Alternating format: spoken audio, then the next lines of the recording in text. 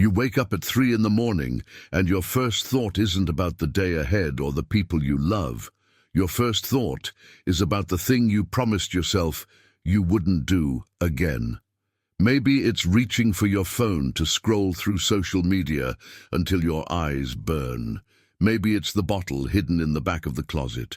Maybe it's the person who destroys you every time, but whose text message still makes your heart race. Maybe it's food or shopping or work or pornography or gambling.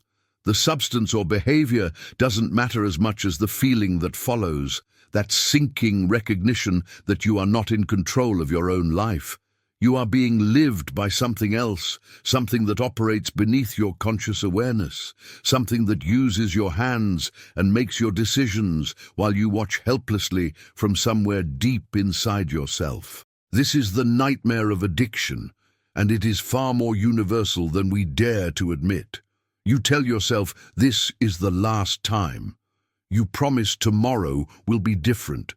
But tomorrow comes, and the pattern repeats, and each repetition carves the groove deeper into your psyche until you can't remember who you were before this thing took over your life.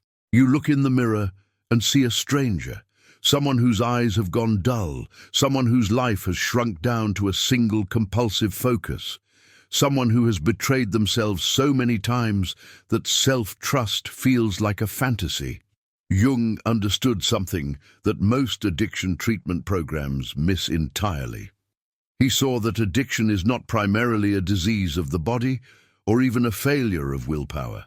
Addiction is a spiritual crisis, a cry from the soul that has lost its connection to meaning, to God, to the deeper purpose that makes being human worth the suffering.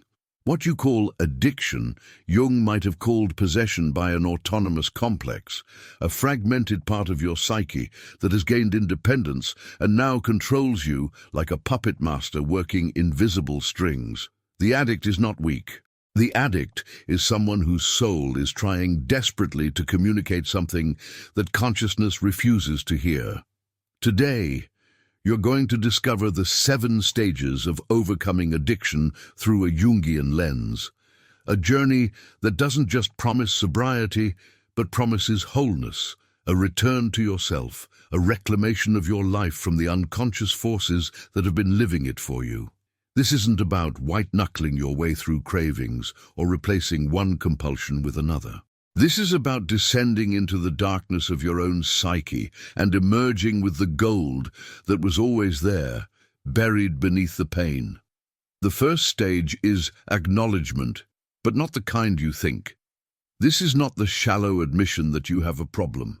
This is the bone-deep recognition that you are in the grip of something larger than yourself, something archetypal, something that connects you to every human being who has ever felt the terrible pull of unconscious forces.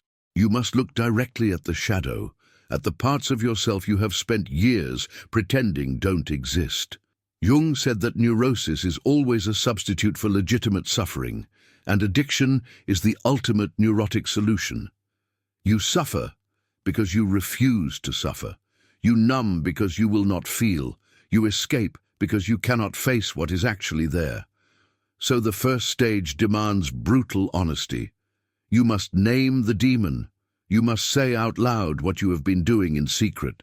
You must admit that your life has become unmanageable, not because you are morally defective, but because you are spiritually starved. The acknowledgement stage requires you to see that your addiction is serving a function, fulfilling a need, trying to solve a problem, even if it's destroying you in the process. What is your addiction protecting you from? What unbearable feeling is it helping you avoid? What truth about yourself or your life is so terrifying that you would rather poison yourself than face it? These are not rhetorical questions. These are the questions that will save your life if you have the courage to answer them honestly. You cannot heal what you will not reveal. You cannot transform what you refuse to acknowledge. The acknowledgement stage is about bringing the unconscious into consciousness, about shining light into the darkest corners of your inner world and saying, yes, this is here, this is part of me, this is what I have been doing, and I am ready to understand why. Most people never get past this first stage because they confuse acknowledgement with shame. They admit their addiction from a place of self-hatred, which only drives the pattern deeper underground. True acknowledgement is neutral. It is observational. It is the ego stepping back and saying, there is something happening here that is bigger than my conscious will, and I need to understand it before I can change it. This requires a fundamental shift in perspective, from seeing yourself as the failure to seeing yourself as the battleground, the place where unconscious forces are playing out dramas that began long before you were born. Your grandfather's unresolved alcoholism, your mother's unexpressed rage, your father's silent depression, all of these ancestral wounds live in your psyche as complexes waiting to be activated. When you acknowledge this, you stop personalizing your addiction. You see it as part of a larger pattern, and paradoxically, this makes you more responsible, not less. Because now you understand that you are the one who must break the pattern, not just for yourself, but for everyone who comes after you. The second stage is understanding the symbolic nature of your addiction. Jung taught that the psyche speaks in symbols, and your addiction is a symbol trying to tell you something crucial about your soul's needs. If you are addicted to alcohol, you might be seeking the spirit that is missing from your life, trying to find transcendence in a bottle because you have lost access to authentic spiritual experience. The Latin word for alcohol is spiritus, the same root as spirit and spiritual. Your body is trying to take in spirit literally because your soul cannot find it metaphorically. If you are addicted to sex or pornography, you might be searching for union, for connection, for the sacred marriage of masculine and feminine within yourself that you have never achieved. You are looking for the divine through the body because you have been cut off from the divine through the spirit. If you are addicted to food, you might be trying to fill a void that is not physical at all, but existential, trying to nourish a soul that has been starved of love, of meaning, of purpose. Every binge is a prayer, a desperate cry to be filled with something that matters. If you are addicted to work, you might be running from the emptiness that greets you when you stop, from the questions about who you are when you're not producing, from the terror of your own insignificance in a meaningless universe. Your addiction is not random. It is specifically designed by your unconscious to address a spiritual hunger that your conscious life has failed to satisfy. Jung said that every addiction is ultimately a search for God, a misguided attempt to reach the numinous, the divine, the transcendent experience that makes life worth living. When you understand this, everything changes. You stop seeing yourself as weak or broken or morally bankrupt. You start seeing yourself as someone whose soul has been crying out in the only language it knows, through symptoms, through compulsions, through the body's desperate attempts to communicate what the mind refuses to hear. In this stage, you ask different questions. Not just what am I addicted to, but what is my addiction trying to give me? What legitimate need is it attempting to meet in an illegitimate way? What part of my soul is so neglected, so abandoned, so desperate for attention that it has created this elaborate symbolic system to get my attention? When you understand the symbolic language of your addiction, you can begin to address the real need instead of just suppressing the symptom. You can start feeding your soul what it actually needs, instead of poisoning it with substitutes. This is where the work gets interesting, because you realize that your addiction has been a kind of perverted intelligence, a distorted wisdom that was trying to lead you toward what you needed, but didn't have the proper channels to do so. If alcohol represents your thirst for spirit, then your recovery must include genuine spiritual practice, encounters with the sacred, experiences of transcendence that are real and sustainable.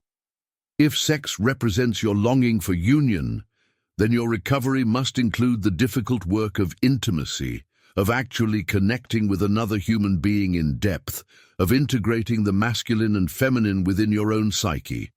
If food represents your hunger for meaning, then your recovery must include discovering what you are here to do, what your life is for, what would make you feel truly nourished at the soul level. The third stage is confronting the complex. In Jungian psychology, a complex is a cluster of emotionally charged thoughts, feelings, and memories that operate autonomously within the psyche. Everyone has complexes, but in addiction, a particular complex has become so powerful that it has effectively taken over your personality. Jung would say you are identified with the complex, meaning you have become it rather than having it. The addictive complex usually forms around early wounding, around moments in your life when your needs were not met, when you were shamed or abandoned or traumatized, when you learned that the world is not safe and you cannot trust others or even yourself. Maybe you were the child of an alcoholic and you learned that love is unpredictable and you have to take care of yourself because no one else will. Maybe you were abused and you learned that your body is not your own and pleasure must be stolen in secret. Maybe you were neglected and you learned that your needs don't matter and you have to find ways to soothe yourself because no one is coming to help you. The complex contains all of that pain, all of that fear, all of that unprocessed trauma, and it has one primary function: to protect you from ever feeling that way again. Your addiction is the complex's strategy for keeping you numb, for keeping you distracted, for preventing you from getting close enough to other people or to your own authentic feelings that you might be hurt again. To confront the complex means to dialogue with it, to personify it, to give it a voice and let it speak. Many people find it helpful to imagine their addiction as an actual entity, a character, a presence within them. What does it look like? What does it sound like? What does it want? If your addiction could speak, what would it say? This is not psychosis. This is active imagination, a Jungian technique for communicating with the unconscious. When you give the complex a voice, you discover that it is not actually evil. It is not trying to destroy you, even though that may be the effect. It is trying in its twisted way to protect you. It is trying to keep you safe, using the only strategies it learned in childhood or in moments of overwhelming pain.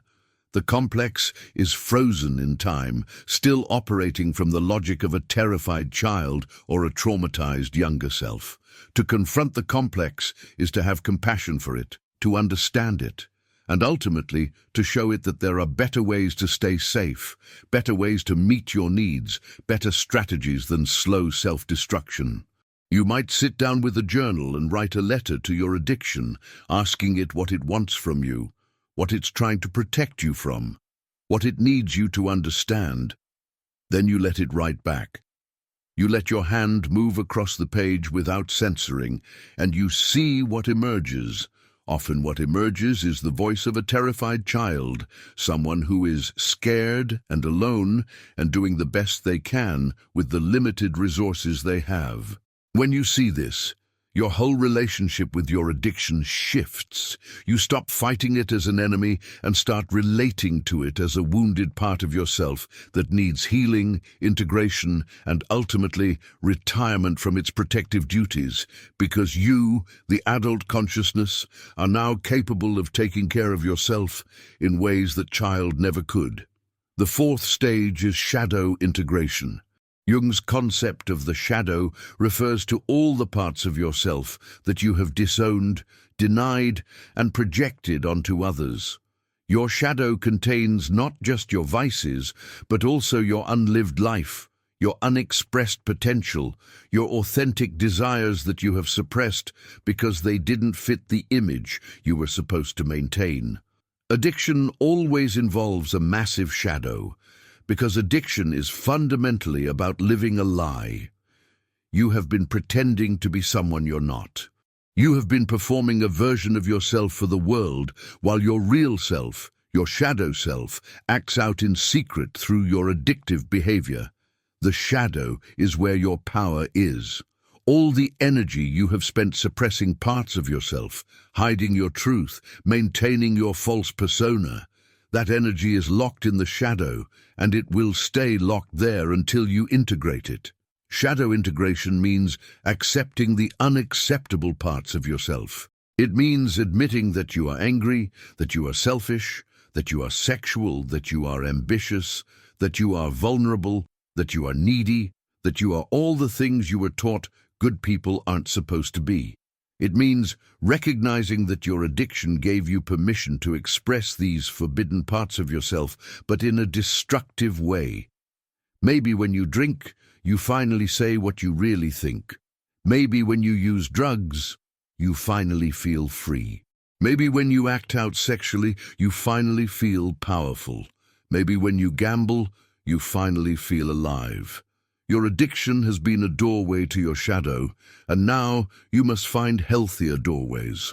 You must find ways to be authentic, to be real, to express the fullness of who you are without destroying yourself. Shadow integration is about reclaiming your wholeness, about accepting that you are not just light, but also darkness, not just good, but also flawed, not just the persona you present to the world, but also the person you are in secret. When you integrate your shadow, you no longer need addiction to give you access to those disowned parts of yourself, because you are living them consciously and intentionally. This is terrifying work, because it means giving up the image of yourself that you have spent a lifetime constructing. It means admitting to others that you are not who they thought you were. It means risking rejection, judgment, abandonment. But the alternative is worse. The alternative is continuing to live a split life, continuing to exile parts of yourself into the unconscious where they will continue to sabotage you, continuing to need your addiction as the only place where you can be real. Shadow integration asks you to bring your full self into the light, to risk being seen completely, and to discover that you are still lovable, still valuable, still worthy, even with all your flaws and contradictions on display. This is the beginning of real freedom, the freedom to be yourself without apology, without hiding, without the exhausting performance of perfection. I want to pause here and ask you something, and I really want you to take a moment to reflect on this. What part of yourself have you been hiding that your addiction allows you to express? Think about who you become when you're in your addiction.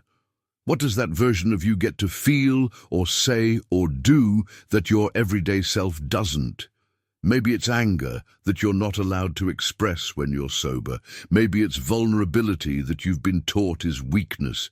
Maybe it's sexuality that you've been shamed for. Maybe it's the part of you that doesn't want to be responsible, that wants to be taken care of, that wants to be small and protected instead of always being the strong one. I know how painful it is to look at this honestly, to admit that maybe your addiction serves a purpose, that maybe some part of you doesn't want to give it up because it's the only place where you feel real. You're not alone in this. Every person struggling with addiction is fighting this same battle between who they think they should be and who they actually are. I'd love to hear from you in the comments. Share this if you feel comfortable. I'm discovering that my addiction lets me be, and then complete that sentence. It might be angry or vulnerable or free or powerful or whatever is true for you. When you name it, you take away some of its power. When you share it, you help someone else realize they're not alone either. Your honesty could be the thing that gives someone else permission to finally be honest too. So pause the video if you need to. Take a moment to really think about it, and then share in the comments below. I read every single one, and this community is built on people like you who have the courage to tell the truth. Now, the fifth stage is finding the true object of your longing. Jung believed that behind every addiction is a spiritual hunger, a longing for transcendence, for meaning, for connection with something greater than yourself. He said that the craving for alcohol, for example, was a low-level equivalent of the spiritual thirst for wholeness, for union with God. This is why he told Bill Wilson, the founder of Alcoholics Anonymous, that the only thing that could cure alcoholism was a spiritual experience, a genuine encounter with the numinous that would satisfy the deeper thirst that alcohol was unsuccessfully attempting to quench. The medieval alchemists, whose symbolism Jung studied extensively, were not actually trying to turn lead into gold. They were describing the process of psychological transformation, of turning the base matter of the wounded ego into the gold of the integrated self. Your addiction is alchemy gone wrong. It is an attempt at transformation that has gotten stuck, that has become literal instead of symbolic, that has confused the means with the end. You are seeking transcendence, but you're looking in the wrong place. You are seeking connection, but you're connecting with a substance or a behavior instead of with other people, with nature, with God, with your own deeper self. The fifth stage requires you to identify what you are really longing for and then find authentic ways to satisfy that longing. If you are longing for transcendence, you might need a genuine spiritual practice, meditation, prayer, time in nature, experiences that connect you with the numinous without destroying your life. This doesn't mean you have to join a religion or adopt someone else's belief system. It means you have to find your own authentic relationship with the sacred, whatever that means for you. Maybe it's sitting in silence and feeling the presence of something larger than yourself. Maybe it's walking in the woods and experiencing the interconnectedness of all life. Maybe it's creating art or music that comes from a place deeper than your conscious mind.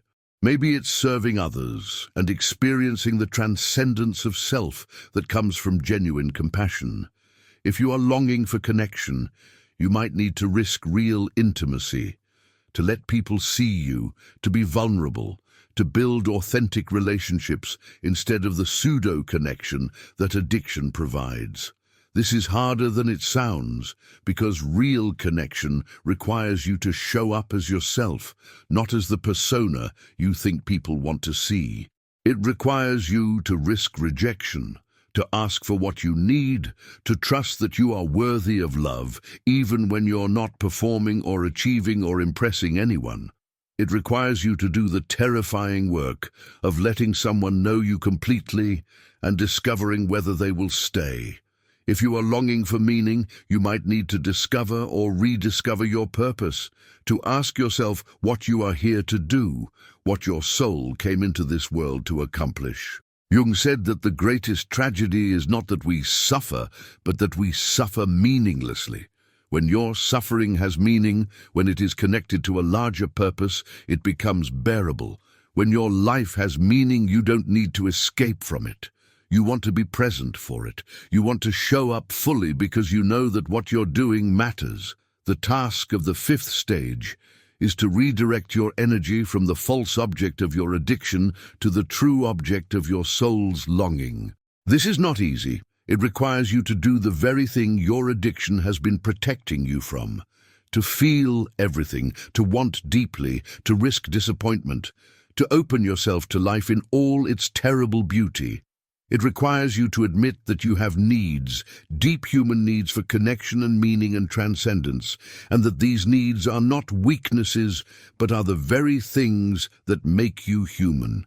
Your addiction has been a shortcut, a way to get a counterfeit version of what you really need without having to risk anything. But shortcuts don't take you where you want to go. They take you in circles. To break free, you have to take the long road, the road that requires you to show up, to be present, to engage with life on its own terms, instead of trying to manipulate your consciousness into something more tolerable. Before moving on to the next stage, if you're curious to delve even deeper and integrate your shadows and lights, check out the Sim Method ebook. It's a concise guide that can help you unlock your inner power in just 5 minutes a day. The link is in the first pinned comment below. The sixth stage is individuation through the addiction. This may sound paradoxical, but Jung taught that your neurosis, your wound, your greatest suffering is also the doorway to your individuation, to becoming who you truly are. Individuation is the process of becoming a whole, undivided person, of integrating all the disparate parts of yourself into a coherent self that is connected to something greater than ego. It is the central task of the second half of life, the movement from living according to collective values and expectations to living according to your own inner truth. Your addiction can be the catalyst for this process if you use it correctly. Many people who recover from addiction become more whole, more authentic, more deeply alive than people who have never struggled with anything. This is because the addiction forced them to confront the deepest questions of human existence. Who am I? What do I value? What is worth living for? What is worth suffering for? Most people sleepwalk through life, never asking these questions, never having to, because their lives are comfortable enough, functional enough, that they can avoid the existential confrontation that addiction demands. But you don't have that luxury.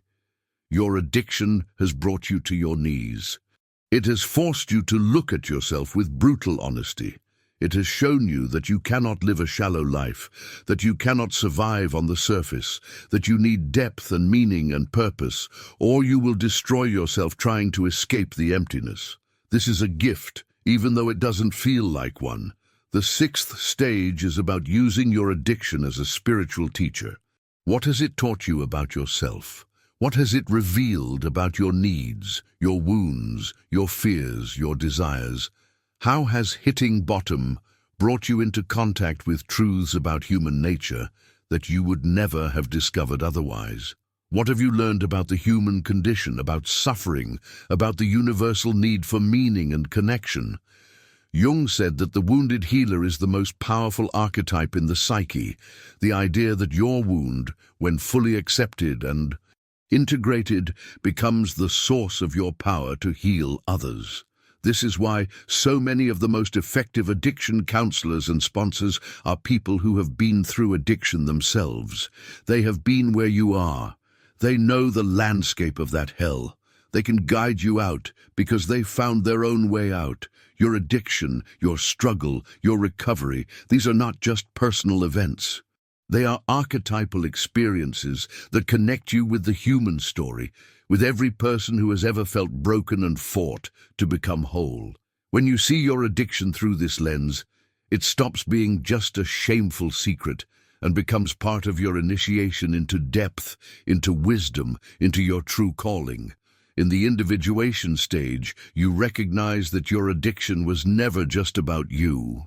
It was about the collective, about the culture you live in, about the spiritual poverty of modern life, about the loss of meaning and connection and transcendence that characterizes our age. You live in a society that has lost its connection to the sacred, that treats human beings as economic units, that offers endless distractions but no genuine nourishment for the soul.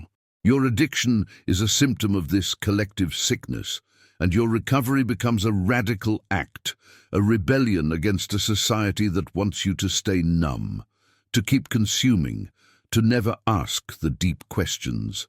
When you individuate through your addiction, you become dangerous in the best way. You become someone who is awake, who is real, who refuses to live according to the script that was written for you. You become someone who knows that there is more to life than comfort and safety. Someone who has tasted the depths and emerged transformed. Someone whose very presence challenges others to wake up and start living authentically. The seventh and final stage is service and meaning-making. Jung believed that the ultimate goal of psychological development is not personal happiness, but the ability to contribute to something larger than yourself. He said that the second half of life is about finding your place in the cosmic order, about discovering what you are meant to give back. The first half of life is about building an ego, establishing yourself in the world, achieving goals, accumulating things.